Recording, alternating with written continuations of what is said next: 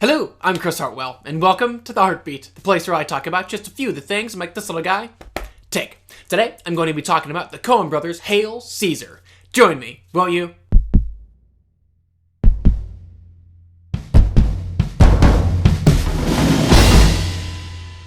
So, in Hail Caesar, we meet Eddie Maddox, a 1950s Hollywood fixer, which is actually as simple as the title suggests. He basically fixes things for a large studio called Capitol Pictures.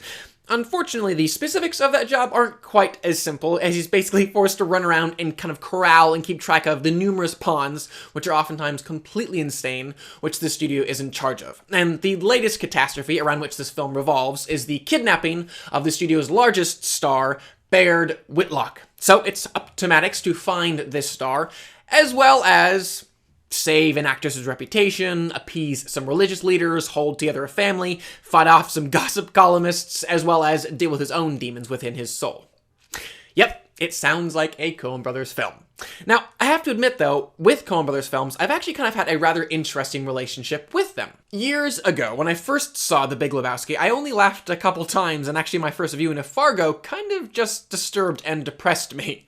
Don't worry, I do now find both of those films to be stellar pieces of cinema, but I thought it was worth describing my own process with them, because I feel like some people will walk out of this film feeling just a little bit let down, criticizing its lack of narrative focus, or perhaps some of the meandering plot lines, or maybe just saying, those twists and turns feel a little unmotivated to me. And though I will address and elaborate on the merit of some of those criticisms in a moment, I did first want to encourage even the smallest of perspective shifts. Because actually, I myself had one, not really getting into the rhythm of this film until about the halfway mark. And I think part of that comes from what I've come to assume will be my first time viewing experience on a Coen brothers film, which is basically me just sitting there, my mouth agape, kind of confused, kind of disturbed, but still completely enthralled. But on Hail Caesar, as it started out, I found it to be comparatively tame in many ways, and the plot wasn't gripping me in the way that I wanted it to.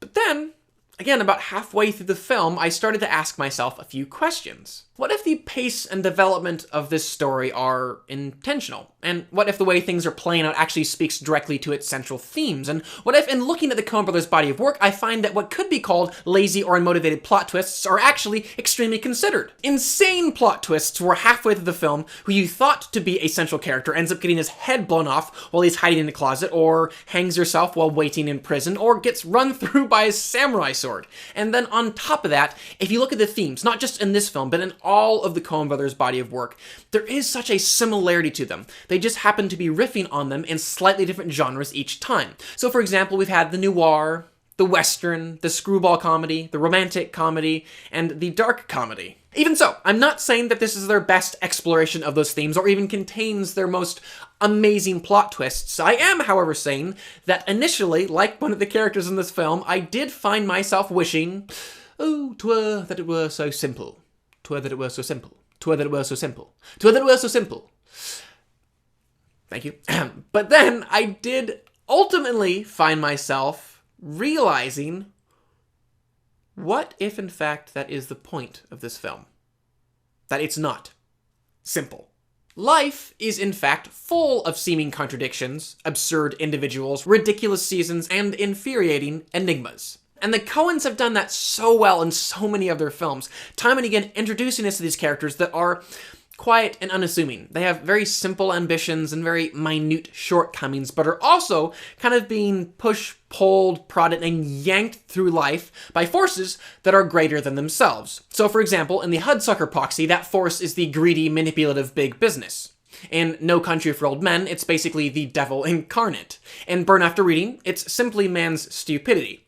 In The Lady Killers and Fargo, it's that invisible hand of fate or justice. And in Raising Arizona, it's the lone biker of the apocalypse. And in A Serious Man, it's Yahweh himself. And this film definitely continues that. Here we have Maddox, who's really fighting to understand the worth and value of his job, and by extension his life, as he's kind of being forced to struggle against the impossibly inflated sense of entitlement and the, I guess, kind of deflated sense of responsibility that the employees have at Capitol Pictures. And on that point, I've got to say, Brolin really nailed this character. He was empathetic and believably earnest and conflicted, and really was the primary set of eyes through which I was able to understand and relate to this wacky Coen brothers world. And while Brolin's Maddox really plays the part of a man who's kind of struggling to understand and take control of his existence, Clooney's Whitlock and Ehrenreich's Doyle really do play the parts of the ignorant yes man that find complete contentment in being told where to stand, what to say, and how to feel. And like similar characters in other Coen Brothers films, it's these kind of clueless individuals who kind of just go along for the ride and kind of just accept that life will ever be full of these unexplained mysteries that are actually, seemingly anyways, the happiest. And I definitely think that both actors rocked at these parts, especially Ehrenreich. I thought did a really fantastic job at capturing that youthful, innocent bliss of a bad realizer. And then there's the world, which all these individual characters populate, which I must now take pause and say was beautifully captured by the master, Roger Deakins, who in my opinion is one of the primary agents that takes the Coen's literary genius and makes it truly cinematic. Visually, Hail Caesar was really about the colorful, brightly lit facades behind which the film industry existed back in the 1950s, and Deakins seriously crushed that in a lot of very cool ways, juxtaposing that imagery to the darkness within those people's souls. And speaking of those 1950s sequences, as I reflected on them, their length and prominence in the film started to actually feel less overindulgent and pointless than I initially judged them to be, because as I was watching those characters run from one set to the next, some entertaining and silly, others awkward and hilarious,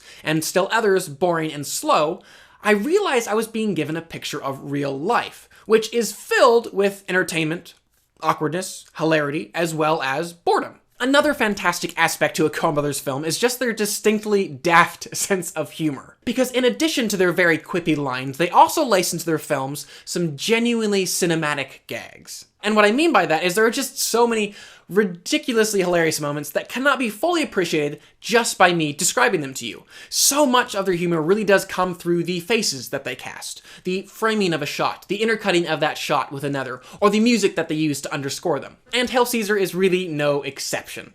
But now, to bring some balance to this review, I will say that though I personally have found time and again that Coen Brother films really do improve in their second, third, and fourth, etc. viewing, and I do think that Hail Caesar will be like that, I also think that in addition to growing in depth and genius with every subsequent viewing, their best films also work in a more immediate way than Hail Caesar did.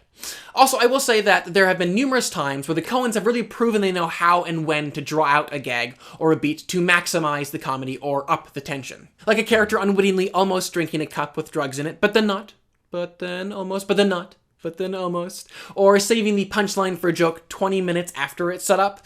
And though those moments were genius, there were other moments in the film that I felt were just drawn out a little bit too much, and they kind of ended up losing me in the process. And on top of that, and this is probably my biggest complaint for the film, were just the movies within the movies. And it wasn't even me complaining about the length of those sequences, but more the fact that there was no strong point of view from which I was viewing them. So because I didn't know how anyone felt about them or how they impacted their lives, so I too wasn't sure how they were supposed to impact me. In the end though, each time I watch a Coen Brothers film, as ridiculous as the characters are, or as absurd is the premise, I still can't help but feel, man, I really think this is how these guys view this world, and is to some extent how they respond to it. I mean, I personally anyways, look at a picture like this and think, yep, those guys feel the heavy questions of life.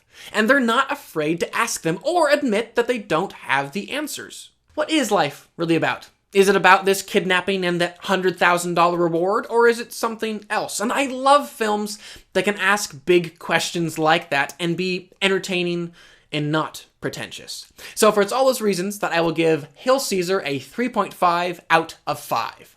I would still love to know what you guys thought though, so please comment below and let me know. Did you love the film? Did you hate it? What worked for you? What didn't? Also, what's your favorite Coen Brothers film? I think, I haven't made my comprehensive list yet, but I think my top 3, in no particular order, is probably No Country for Old Men, Fargo, and A Serious Man? Nonetheless, love to know what you guys thought, though. Also, please do subscribe. I'm going to continue to review films and television on this channel, and I would love for you all to stay up to date on all of those things. But for now, I'm Chris Hartwell. This is The Heartbeat. Thank you for joining me.